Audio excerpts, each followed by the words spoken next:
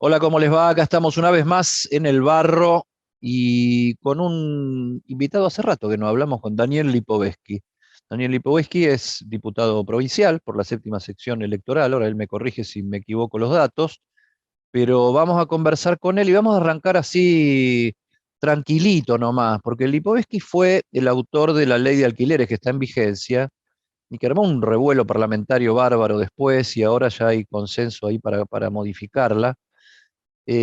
Daniel, ¿te arrepentís de esa ley? ¿Cómo estás, por supuesto? Pero ¿te arrepentís de esa ley de alquileres o, o te parece que estuvo bien? Hola Eddie, ¿cómo andás? Bien, sí, hace un montón que Bien, no hablamos.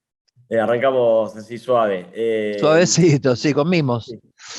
Mira, la realidad, primero yo soy el autor del proyecto que se tomó como base para el texto, para aprobar la ley, pero en definitiva hay un montón de cosas que estaban en mi proyecto que no estuvieron, no están en la ley, y hay otras cosas que se incluyeron en el debate parlamentario que no estaban previstas en mi proyecto original. Por lo tanto, de alguna manera, incluso algunas de las que hoy se están cuestionando de la ley y las que se están debatiendo reformarlas en el Congreso. No, no Ujú. me arrepiento para nada. Primero porque la verdad que cuando empezamos a debatir este tema en el 2016 en el Congreso de la Nación, ya había un proyecto con media sanción que venía del Senado, votado incluso por nuestro bloque, había salido por unanimidad, un proyecto de alquilerismo, que el bloque de Cambiemos de ese momento lo había votado a favor, que tenía muchísimos errores, mucho peor que de alguna manera las críticas que se le hacen a la ley actual. Y a partir de ahí empezamos a trabajar muy fuertemente para tratar de hacer una ley mejor de la que el Congreso estaba pretendiendo aprobar, incluso, insisto, porque el Senado mismo ya había dado una vocación parlamentaria de la necesidad de que haya una ley de alquileres que hacía muchísimos años que no había. Y trabajamos muchos años, se formó una mesa de trabajo integrada por varias áreas de nuestro gobierno, incluido, por supuesto, la Secretaría de Vivienda, el Ministerio de Economía, la Agencia de Inversiones, el Ministerio del Interior, la FIP, y con todo ese grupo, más varios legisladores, conformamos el proyecto que finalmente se presentó. En definitiva, fue una política de nuestro gobierno aprobarla, que finalmente la aprobamos en el 2019. Cuando se aprobó, por supuesto que era un contexto muy distinto al actual. Hoy la situación ha cambiado enormemente, sobre todo el efecto inflacionario hoy es devastador en la Argentina y por lo tanto hay algunas cosas que creo que en la ley se incluyeron, que no estaban en el original, que creo que está bien que el Congreso hoy por lo menos debata modificarlas, más allá de que después hay un montón de cosas, por lo que estoy viendo en el Congreso, de que la ley prácticamente se mantiene en casi todo su articulado, están modificando dos artículos nada más del proyecto original, del proyecto vigente hoy, no, de la ley vigente hoy, con lo cual de alguna manera todas las cuestiones que creo que yo trabajé porque me parecía que estaba bien incluirlas, las está manteniendo, con lo cual el Congreso está de alguna manera mostrando de que la ley Entonces, tiene muchos entonces, aciertos. Después tiene errores, por supuesto, y está bien que las corrijan. ajá, entonces no es tan grave lo que está sucediendo, porque se armó un revuelo bárbaro, digamos, la ley de alquiler era una porquería, básicamente. Te voy a decir lo que veo yo. O sea, yo te estoy hablando en este momento, este mini estudio está armado en un departamento alquilado donde yo vivo. Y a mí yo no sé si me benefició tanto, pero me dio más previsibilidad la ley que está vigente todavía. O sea, yo hice después de hacer contratos cada 2 años, tengo un contrato por 3 años, eso me dio más relax de tiempo, más previsibilidad. Tiene ajuste cada 6 meses, cosa que tiene un índice marcado de cuál es la manera de ajustar, o sea, no es que no hay ajuste. No he recibido quejas por parte del propietario ni ningún tipo de cosa, a ver, arreglemos más allá de la ley porque no me está conviniendo, al contrario. Casi que no tenemos prácticamente ni relación porque todo es cada cual hace lo que tiene que hacer y si te he visto no me acuerdo. Eh, entonces, en mi caso, yo vi ventajas en el cambio de la ley. Ahora, si se está yendo para atrás, es que se está cambiando esas ventajas, porque ahora va a ser cada 2 años, una vez más, y se va a incrementar cada 3 meses. Entonces, ¿va para atrás esta ley de alquileres que están reformando? Mira, a ver, lo del plazo de 3 años, justamente lo que buscamos fue eso. La verdad que el plazo de 2 años es un plazo, en mi opinión, corto. Vos pensás que vos mismo lo decís, entrás a la vivienda como inquilino, después de todo lo que implica mudarse, encontrar una vivienda nueva, sobre todo vivienda para habitar. Y al año ya estás pensando que si el propietario decide no al volver a alquilarlo o renovarte, tenés que irte. y eso es un problema, y genera realmente un problema, por lo tanto la extensión a 3 años a mí me parecía lógico, y en definitiva además hay muchísimos países que tienen plazos mínimos mucho mayores, ¿no? 5 años, 6 años, 7 años. Pero bueno, en la Argentina eso es más difícil, por supuesto. Por lo tanto, a mí me parecía que era una buena medida lo de los 3 años. Lo mismo que la actualización. La actualización, ¿por qué aparece la actualización en el proyecto? Aparece porque el reclamo unánime en ese momento de todos los inquilinos, cuando venían a los debates que hicimos en el Congreso, era que cuando iban a firmar el contrato, los propietarios les imponían aumentos muy por encima de la inflación. Entonces ellos decían, mirá, nosotros queremos que los aumentos, que el precio que nosotros pactamos, después aumente conforme a la inflación, que es lo que corresponde, no tiene por qué haber un plus mayor. Y, no, parecía lógico, por lo tanto todos los proyectos que se presentaron en ese momento, todos incorporaban un índice para actualizar, todos, no solamente que yo presenté, sino los 8 otros proyectos que había ahí. Ahora, por supuesto que después la ley entró en vigencia en un contexto muy particular de la Argentina, entró en vigencia el 1 de julio del 2020, en el medio de la pandemia, en un contexto donde el gobierno había decidido congelar los precios de los alquileres y suspender los desalojos. Por lo tanto, había todo un contexto muy difícil, el mercado inmobiliario desvirtuado, muchos propietarios con mucho miedo por esta intervención que había hecho el gobierno, más allá de la justificación o no de la pandemia. Y por lo tanto, a partir de ahí, la ley de alguna manera empezó a generar estos cuestionamientos que hoy derivaron en este debate en el Congreso. Yo creo que la ley aportó muchas cosas, justamente en la previsibilidad, en la posibilidad de que vos solamente tengas que pagar un mes de depósito y no 2, que era Bien, mucho. bien. También de que cuando... Entonces, yo no quiero hacerte pelear con nadie, pero entonces lo que se está reformando ahora está yendo para atrás. O sea, Mira, esta está nueva ley cambiando. va para atrás. Mira, a mí lo de la actualización, a mí me parece que está, que hoy está bien que hoy se piense en alguna mejora. Me parece que la actualización está bien que se piense en una mejora.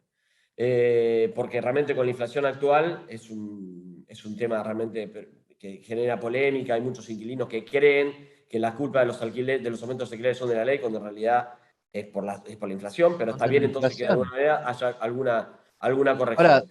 ahora Daniel, la mayoría de la gente que alquila es gente asalariada o que vive o sea, no alquila porque no es propietario, y si no sos propietario se supone que tenés un trabajo más en relación de dependencia, o tal vez en negro o informal. Eh, no hay paritaria cada 3 meses.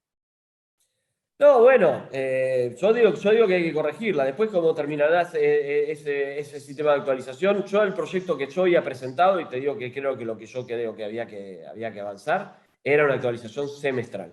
Eso era lo que yo había presentado en el proyecto, y creo que era lo correcto. Pero bueno, después el Congreso puede decidir lo que quiera, en definitiva. Lo de los 3 años, insisto, No, para mí era eso más bien, pero quedaste vos en el medio ahí casi con todos los, te prendieron fuego, porque la ley Lipovetsky injustamente. La realidad, era injustamente, una porque porquería, y bueno, ahora si hubiera sido una, se si está, hubiera sido una lo- porquería, hubieran corregido más cosas de lo que corrigieron. Corrigieron solamente 2 puntos de la ley, después incorporaron, y me parece que es correcto esto de la ley, del proyecto que está trabajando el Congreso, incorporaron beneficios impositivos para incentivar la oferta. Eso estaba en mi proyecto original, Ujú. porque a mí me parecía también que había que incentivar la oferta para que se construya más inmuebles para alquilar, sobre todo destinados al público no premium, porque en la Argentina se construye mucho en las grandes ciudades para el público premium, pero no para la clase media. Ujú. Y lamentablemente esa parte del proyecto no tuvo consenso, ni nuestro gobierno internamente, ni tampoco en el Congreso. Y por lo tanto esa parte no estuvo. Entonces la ley de alguna manera quedó renga, a mí me parecía. La FIP de nuestro gobierno pidió que esté incorporada la obligación de registrar los contratos, pero no aceptaron que se incorporen beneficios impositivos. Entonces la ley quedó con una sola pata, y me parece que es uno de los temas que ahora estaría corrigiendo el Congreso, y me parece que está bien eso. Y hablando de lo impositivo, para el propietario pasa a ser obligatorio inscribir o informar el contrato a la FIP. Eso estaba en la ley, lo pidió la FIP de nuestro gobierno, era un reclamo porque ya la obligación impositiva estaba antes, existía de antes de esta ley que está vigente hoy, pero no se cumplía. Entonces la FIP de nuestro gobierno pidió incorporar una cláusula que era mucho más obligacional de la que finalmente terminó, porque trabajamos mucho para que no fuera de esa manera, y se incluyó. Pero yo le dije, bueno, incluyamos esa cláusula de obligación de registrar, si ustedes la FIP lo necesita, pero también incluyamos las obligaciones impositivas para incentivar que la gente registre los contratos, que tengan un beneficio impositivo, sobre todo los pequeños propietarios. nuestro gobierno no le pareció bien en ese momento por una cuestión vinculada con lo fiscal, y tampoco en el Congreso en general ninguno de los bloques le pareció también correcto esa parte, entonces esa parte quedó fuera del proyecto. Y eso creo que es uno de los problemas que ahora el Congreso está corrigiendo. Por lo tanto, como te cuento, Eddie, digamos, de alguna manera, inexplicablemente, en mi opinión, se indican a mí como el responsable único de una ley. Está claro que una ley, vos lo sabés muy bien, y todos los que de alguna manera conocemos cómo funciona el Congreso, ninguna ley en el Congreso sale por acción única de un solo diputado. Si fuera así, sería un mago, y no lo soy, claramente, ¿no? Y generarías los consensos que nadie es capaz de generar en este bendito país. Sí. O Igual serías rey, generé algunos, generé algunos. o Este es serías, un caso vaya, raro. no, participaste, ¿no? Eh, Veremos cómo termina este asunto. Es fresquito porque la comisión se reunió hace 48 horas y ahí ya la oposición parece que construyó una masa de acuerdo y el oficialismo parece que también, así que veremos ahora cuando se llega a un tratamiento Sí, y quién termina ganando con todo esto. lo que se ve en el Congreso es la dificultad para llegar a los consensos con este tema. Por eso las leyes que van saliendo sobre este tema generan esto, porque, insisto, yo conté ahora un poco en la cocina cómo fue el proceso. Para llegar al consenso de la ley, hubo que de alguna manera aceptar cosas que uno quizá, por supuesto, no estaba tan convencido y que hoy son parte de las críticas que se hacen a la ley. Seguramente el Congreso ahora está viendo lo mismo. Por eso cuando se le criticaba tanto la ley diciendo la ley Lipovetsky, en definitiva, la ley que sale de un Congreso donde buscar los consensos es muy difícil. Entonces, la verdad que si indicara a una sola persona realmente fue un error, pero bueno, son a veces las cuestiones de la política que uno de alguna manera sabe cómo funcionan y hay que aceptarlas, y por lo menos tener la posibilidad, como me la está dando vos, Eddie, de poder contar un poco cómo fue el proceso. Sí, vos sabés que yo converso, te doy la posibilidad, no tengo ningún problema, pero el tema es llevarle a la sociedad esta conversación para que trate de ver cómo siguen las discusiones que la afectan, de la dirigencia política que afectan su vida cotidiana, ¿no? Bien, genial. Hablando de tu vida cotidiana, ¿te estás planteando ser intendente de La Plata?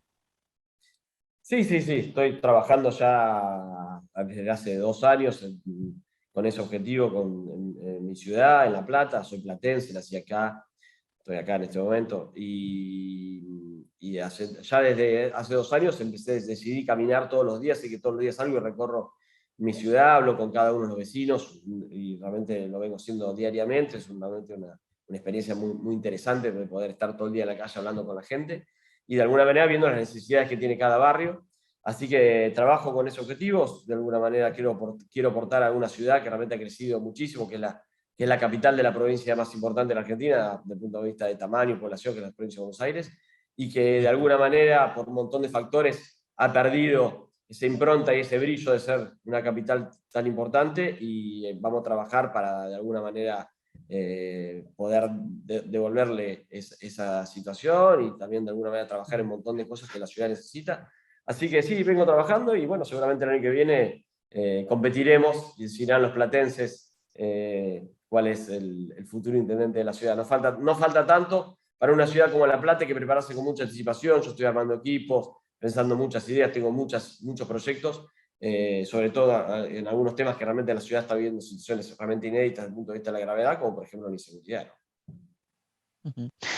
Em, al, al renunciar a su banca en el Congreso de la Nación, al Senado de la Nación, por su enfermedad, Esteban Bullrich, que es de tu partido, previamente dejó un proyecto hecho en un libro de reforma de la provincia de Buenos Aires, y yo escucho cada vez más cosas sobre esa reforma en la potencial, hacia adelante, y veremos, pero de distintos sectores, no solamente de la oposición, sino también en el oficialismo, que incluyen hasta un traslado de la capital provincial, o sea, que La Plata deje de serlo. Hay algunos que plantean que sea Mar del Plata, otros que plantean que sea Saladillo. ¿Qué hay de cierto de toda esta cuestión? Que más allá del traslado de La Plata, yo te digo mi posición, creo que si la Argentina no entra en general, y en una provincia como la de Buenos Aires tal vez también, en una reestructuración productiva, habitacional, demográfica, etcétera, todas las discusiones políticas van a ser falsas, ¿no? Pero nadie me llamó a mí para pedirme mi opinión, yo te llamé a vos para pedirte las tuyas. ¿Qué hay de esto? No, no, yo coincido con que tenemos que revisar, digamos, de alguna manera y reestructurar la provincia de Buenos Aires. ¿Cómo? Hay varios proyectos, incluso la propuesta de Esteban. Tenemos que rediscutir y de alguna manera yo soy de la idea también de que tenemos que empezar no solamente la provincia, sino en general una redistribución poblacional de la Argentina, porque la verdad tenemos un país que está demasiado concentrado en lo que tiene que ver con el Gran Buenos Aires y la capital y la ciudad autónoma de Buenos Aires. Y en la provincia de Buenos Aires pasa un poco algo parecido. Hay que volver a rediscutirla. Claramente no estoy de acuerdo con el cambio de capital de la provincia en ese proyecto, pero coincido con la línea de la propuesta de Esteban, pero no el cambio de capital. La ciudad de La Plata nació fue construida como capital de la provincia de Buenos Aires, acá tiene esa lógica de funcionamiento, incluso tanto a la sede de los gobiernos, nace con ese origen, y creo que no es el principal problema que tiene la provincia que la capital esté en La Plata, ¿no? Me parece que la provincia tiene otros problemas que no tienen que ver con que la capital esté o no en la ciudad de La Plata. Más allá de que, por supuesto, quizá, a ver, Dardo Rocha, a lo largo de los años, después que fundó la ciudad, cuando fue un poco más grande, él de alguna manera dijo, che, la verdad que quizá hubiera sido mejor que la capital de la provincia hubiera estado más lejos de la ciudad, Buenos Eso Aires. digo. El propio Dardo Rocha lo reconoce 15 años después de fundar La Plata, o 20. Pero ya es tarde. Hoy en Está. nuestra ciudad, en la capital de la provincia, pensemos en otras medidas que se pueden hacer, pero yo no le quitaría de ninguna manera la capital a la provincia de Buenos Aires. La Ujú. capital, a Sí, La Plata, a la capital de la provincia de Buenos Aires. yo lo digo con esa, tratando de interpretar aquellas cabezas, ¿no? De los fundadores, esa generación tan cuestionada, pero tan potente, esa generación del 80 que plantó bandera para darle en serio gas a la construcción, al diseño de un país, ¿no? Y esto que vos decís, o sea, para descentralizar y federalizar, sacarle a la capital federal, sacarle al puerto el gobierno de la provincia de Buenos Aires, y te quedó demasiado cerca, o sea, no te quedó demasiado involucrada en esta lógica que vos decís, habría que descentralizar demográficamente, o sea, no quedó demasiado atada La Plata a la lógica del Gran Buenos Aires. Sí, sí, seguramente que sí, y incluso, a ver, hoy nosotros estamos viviendo un proceso de alguna manera de conurbanización de la ciudad de La Plata, cosa que no había pasado antes y que a nosotros nos preocupa, por supuesto, porque la ciudad de La Plata siempre ha sido una ciudad bastante pareja en lo social, más allá de que había diferencias sociales, lógicamente, porque estamos en la Argentina de toda la vida, pero siempre con cierto equilibrio. Y hoy ese equilibrio se ha perdido y hoy si vos recorres la periferia de la ciudad, los barrios de las localidades fuera del casco urbano, realmente se ven situaciones de desigualdad social tremendas, tremendas. Hoy, Eddie, para que tengas una idea, hay una gran parte de los platenses que no tienen acceso a ningún servicio público, salvo electricidad, y acceden a la electricidad a través de medidores comunitarios, ni siquiera medidores por casas, y eso implica que a las 6 de la tarde la tensión baje tanto que la gente no tiene luz y por lo tanto no tienen calefacción en situaciones de invierno, y yo he visto nenes durmiendo calefaccionados con su perro. Así se calefaccionan hoy nenes en nuestra ciudad de La Plata. Entonces, claramente hay que Ab- trabajar ab- para, Abrazado al perro, con el perro en la abrazado al cama para perro, que te dé calor. exactamente. Exactamente. Entonces, tenemos que trabajar para eso. Voy a trabajar fuertemente en esa impronta. Yo creo que en la ciudad hay que volver a eso, justamente, a trabajar más desde afuera hacia el centro y no tanto desde el centro hacia afuera, porque lo que necesita hoy la ciudad es atender la problemática de la periferia, donde vemos estas situaciones que te acabo de contar.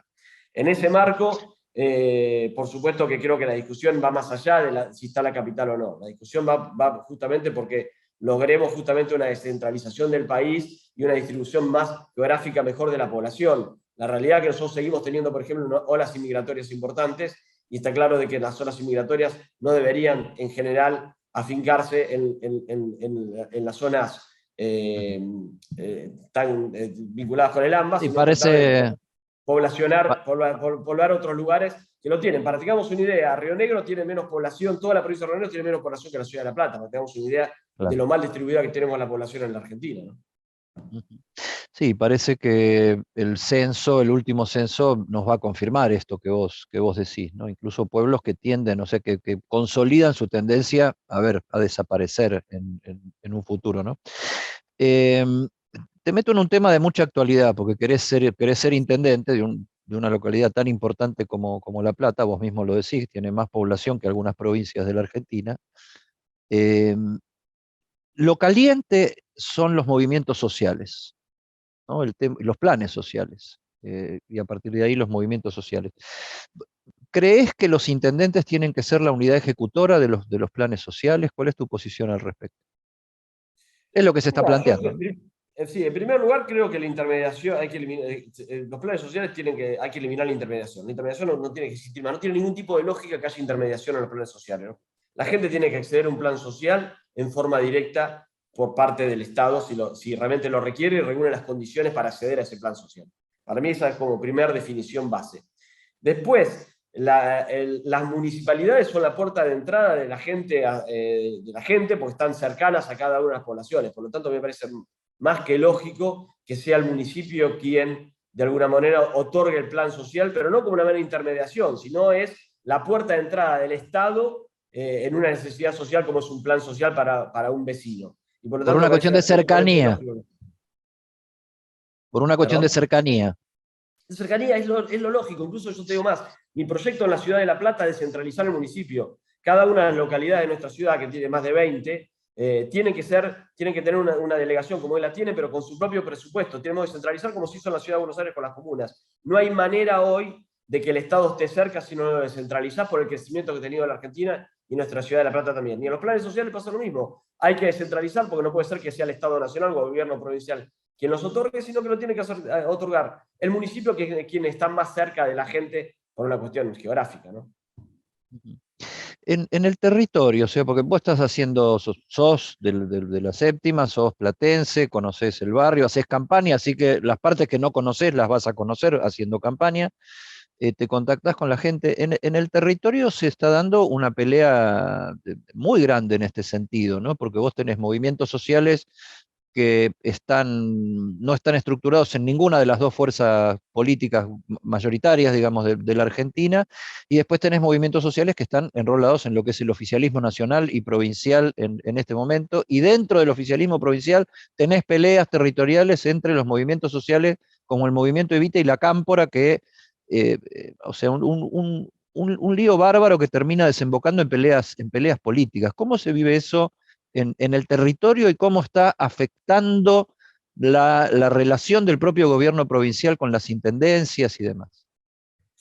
Mira, yo lo que veo en general es que ese tipo de construcción política a través de punteros, de referentes, sean sociales o políticos, está en crisis. Está en crisis. Hoy la gente, de alguna manera, te diría que los usa, entre comillas, quiero que se entienda bien el término, pero en definitiva después decide su voto, su cercanía con un espacio político sin, digamos, libremente. Y eso, de alguna manera, ese cambio que ha habido tiene que ver también con la democratización que traen las redes sociales, de alguna manera. Hoy cualquiera de su celular accede a un montón de información que antes no la tenía y por lo tanto hoy el clientelismo a través de un plan social o de un referente territorial, para mí hoy está en crisis. Más allá de eso, me parece terrible de que ese clientelismo se use con planes sociales, ¿no? Yo valoro al referente territorial,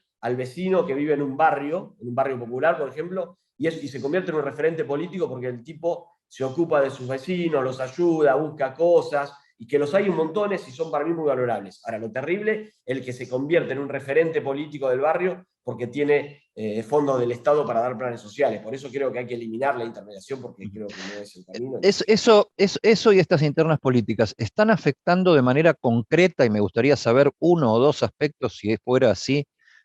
O sea, toda esta interna oficialista, tan álgida, tan caliente y que nos entretiene tanto a los periodistas, sobre todo mucho, afecta la calidad, o sea, yo no diría la gobernabilidad, pero la gobernabilidad en el sentido de la calidad de la gestión. Pero sin lugar a dudas, Evi, sin lugar a dudas. En la provincia de Buenos Aires se ve claramente, tenemos una gestión de Kicillof que es absolutamente ineficiente, pero de todo punto de vista, por las peleas internas, pero además porque tenemos un gobernador que de alguna manera está muy encerrado en sí mismo. Siempre fue un hombre muy dogmático, pero creo que hoy gobernando la provincia se ve mucho más claramente. Y además la diferencia que hay interna, ¿no? Por ejemplo, en la provincia de Buenos Aires, los problemas más graves que tenemos hoy es la inseguridad. La inseguridad hoy es tremenda, Eddie, tremenda lo que estamos viviendo. En mi ciudad, en La Plata, la gente está viviendo muy, pero muy mal. Viven encerrados. Hablás con la gente y te O dice, yo sea, llego al trabajo a las 7 de la tarde y me perdóname, encierro. Y no hay perdóname, respuesta a nada. o sea que ese ensimismamiento que vos decís, o encierro, o dogmatismo, o falta de eficiencia, o total ineficiencia, incluye también a Sergio Berni. Sin lugar a dudas. Sergio Berni lo único que le preocupa es salir en las cámaras. Él no se preocupa por la inseguridad. Es el ministro de la inseguridad en realidad. El otro día lo veía actuando en una postura muy actoral, ahí en el desalojo del corte en la autopista de Buenos Aires-La Plata, que se hizo, creo que fue anteayer. Y Sí, sí, con los camiones. se veía claramente una puesta en escena que si uno dijera, bueno, hace esto, pero después realmente vemos presencia policial y hay una respuesta en general en la provincia, yo diría, bueno, es una puesta en escena de un tipo que labura, pero la verdad no, fue una puesta en escena de un tipo que lo único que le preocupa es aparecer en las cámaras, pero no da ninguna, pero ninguna respuesta a los problemas de inseguridad que hoy, por lo menos en mi ciudad, te digo que son gravísimos. Ujú. A ver, tampoco son carmelitas descalzas de la oposición, también tienen una interna bastante feroz, ¿no? Halcones, palomas, gallinas, hay un poco, un poco de todo tipo de Yo aves. soy animalista, me gustan todos, Eddie. Claro. Eh, no, lo que digo es, hay disputa por quién va a ser el candidato a gobernador, también hay disputas territoriales de reorganización y hay dos o tres puntos básicos, o sea, Macri tiene que competir o no tiene que competir, Milei sí o no, y halcones o palomas. Ese es el gran tema, ¿no? Mira, sí, a ver, yo creo que si Macri quiere competir, puede competir sin lugar a dudas. Es el fundador de nuestro espacio, del PRO, y además es un expresidente, y además yo creo que la historia, después, como siempre las cosas, ¿no? Lo va a reivindicar. Primero como un dirigente que formó un partido de cero y logró ser presidente rompiendo el bipartidismo histórico de la Argentina, que terminó un mandato siendo un no peronista después de muchísimo tiempo. Y por lo tanto yo creo que la historia lo va a reivindicar y por lo tanto tiene con qué, además de su experiencia, para si decide competir, poder hacerlo a través de una PASO donde seguramente va a haber otros competidores dentro de Juntos. Con respecto a mi ley, mira, yo creo que nuestro espacio ya definió en la mesa que para que haya incorporación de nuevas figuras tiene que haber unanimidad. Hoy la verdad que esa unanimidad no la veo con respecto a la incorporación de mi ley, más allá que yo creo en la ampliación de Juntos, pero para eso hay que ampliar en base a ideas y en base a valores y en base a entender cómo hay que hacer la política. Y creo que una de las cuestiones que uno tiene, que vos hablabas hoy un poco al principio de las grietas, y creo que en definitiva hay que entender que hoy la sociedad que está muy mal y muy enojada, la gente está pasando mal, vos no podés como dirigente político incentivar permanentemente la falta de respeto, la intolerancia, que creo que son los que hoy hace Milei, y me parece que para que haya una incorporación, él debería por lo menos entender que esa manera de hacer política no es la que sirve para la sociedad argentina, más allá de que le pueda dar un rédito en lo comunicacional o político, ¿no? Como presidente te gusta más Larreta, como gobernador te gusta más Santilli, Ritondo, te gusta No, a Manes. ver, la verdad que yo trabajo con todos tengo con mucho vínculo. He sido funcionario de Horacio, de Mauricio también en la ciudad. Con Patricia trabajé un montón de temas vinculados cuando fui diputado nacional, como por ejemplo extinción de dominio, que era un proyecto que Patricia impulsó desde su Ministerio de Seguridad, que era un gran proyecto que lamentablemente luego no se pudo convertir en ley, más allá que nosotros le dimos media sanción. Yo trabajé la media sanción y era importante para de alguna manera que el Estado pueda apropiarse de dinero proveniente de la comisión de delitos como el narcotráfico. Así que tengo muy buen vínculo con ellos y por lo tanto creo que los tres, y también incluso Néstor Facundo Manes, a quien conozco mucho también desde el radicalismo, creo que son cuatro dirigentes que tienen muchísimos valores para ser grandes candidatos a presidente. Así que con los cuatro trabajo bien y esperemos de alguna manera, después veremos cómo se O ordenan sea, las cosas. que mientras te apoyen para ser intendente de La Plata, vos estás bien, te llevas bien con todo. No, a ver, yo creo que hoy todavía no hay tiempo de definir las pasos, me parece que y cómo se van a alinear. Yo hoy lo que creo que hay que construir consensos y pensar políticas con todos los dirigentes, incluso en la provincia de Buenos Aires también, con los diferentes candidatos y ayudar a cada uno de los candidatos que se acercan a La Plata a que conozcan la realidad de la capital de la provincia de Buenos Aires. Después me parece que los alineamientos en las pasos lo veremos más adelante. Todavía no está claro cómo se va a ganar las pasos, lo que sí está claro de que la mejor manera para nuestro espacio de definir las candidaturas es a través de este mecanismo y no a través del dedo. Me parece que ya el dedo no va más. El 2021 nos mostró que las PASO nos sirvieron para potenciar el espacio y creo que hay que repetirlo. Cometeríamos un error gravísimo, gravísimo, en pretender definir candidaturas a través del dedo. Daniel Lipovetsky, muchísimas gracias por este contacto una vez más. Siempre es un gusto hablar con vos, sobre todo por esta predisposición que tenés a desdramatizar la discusión política, tratar de mirar horizontalmente los temas y no apelar al fanatismo ni a la descalificación para tratar, qué sé yo, por lo menos desde tu punto de vista, construir algo. Gracias.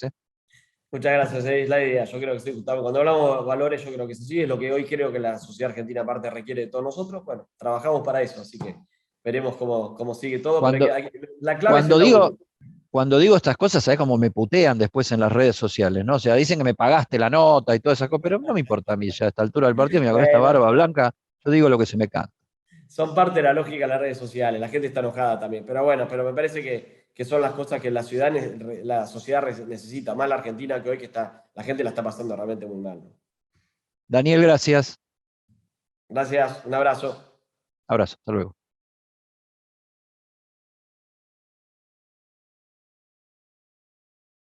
Señoras y señores, aquí estamos en este hermoso estadio para el arranque de este campeonato. Cuando relato me meto de lleno, busco transmitir emoción.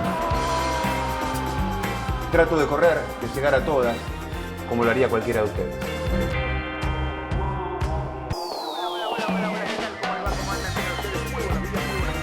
Eso mismo es lo que hago todos los días en las 2 ediciones de F90.